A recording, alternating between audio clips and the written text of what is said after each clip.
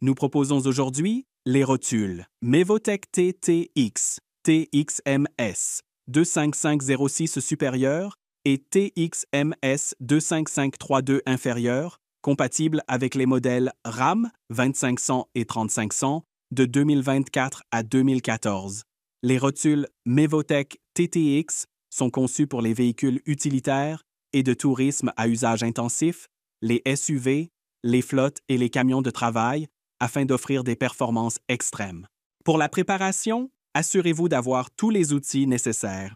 Plus important encore, une presse à rotules avec les adaptateurs et les coupelles adaptées, ainsi qu'une clé dynamométrique calibrée, un séparateur de rotules et de biellettes de direction, et tous les équipements de protection individuelle nécessaires à votre sécurité. Pour commencer, soulevez et soutenez correctement le véhicule. Retirez la roue. Retirez l'étrier de frein et suspendez-le solidement afin de ne pas exercer de tension sur le flexible. Retirez le support d'étrier et les plaquettes de frein. Retirez le disque de frein. Retirez la biellette de direction ou la barre de direction du bras de fusée d'essieu et suspendez-la. Le cas échéant, retirez l'écrou de moyeu de l'arbre d'essieu. Ensuite, retirez les 3 boulons qui maintiennent le pare-éclaboussure du disque de frein. Retirez le pare-éclaboussure. Desserrez les 4 boulons de l'ensemble moyeu-roulement, puis retirez l'ensemble. Retirez l'arbre d'essieu du carter d'essieu. Desserrez l'écrou de la rotule supérieure. Retirez l'écrou de la rotule inférieure.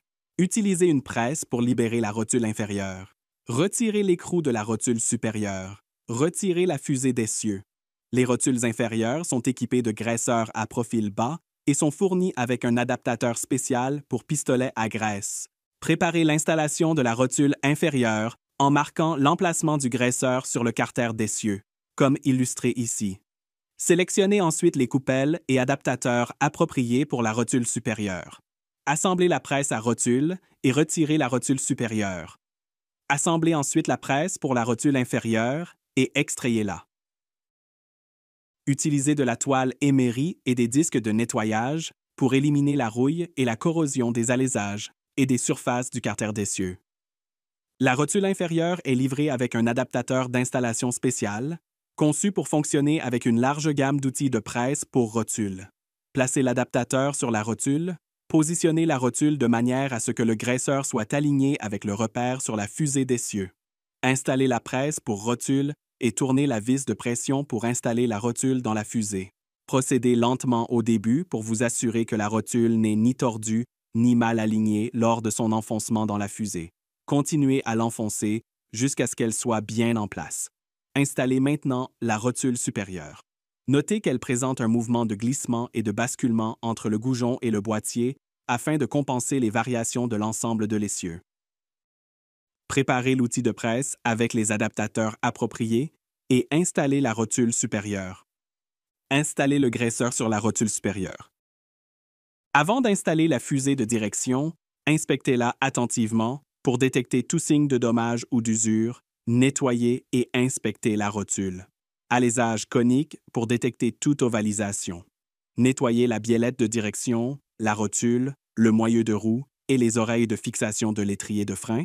Appliquez une fine couche de graisse sur les oreilles de fixation de la rotule afin de permettre au soufflet de rotule neuf de glisser contre cette surface. Installez maintenant la fusée d'essieu sur le carter d'essieu. Serrez les écrous de rotule supérieure et inférieure à la main pour maintenir la fusée d'essieu en place. Serrez ensuite l'écrou de rotule inférieur au couple initial de 35 pieds-livres. Serrez ensuite l'écrou crénelé de la rotule supérieure à 70 pieds-livres, puis l'écrou de rotule inférieur au couple final de 148 pieds-livres. Si nécessaire, resserrez l'écrou crénelé de la rotule supérieure jusqu'à ce que l'ouverture suivante soit alignée avec le trou de la goupille fendue. Installez les 2 goupilles fendues Easy Snap. Notez qu'une goupille fendue décalée est fournie et peut être utilisée si le trou de la goupille fendue se trouve sous les fentes de l'écrou crénelé. Assurez-vous que le carter d'essieu pivote librement sur toute l'amplitude de mouvement. Enfin, terminez le remontage du véhicule dans l'ordre inverse du démontage. Suivez toujours le manuel d'entretien d'usine pour connaître les procédures et les couples de serrage corrects.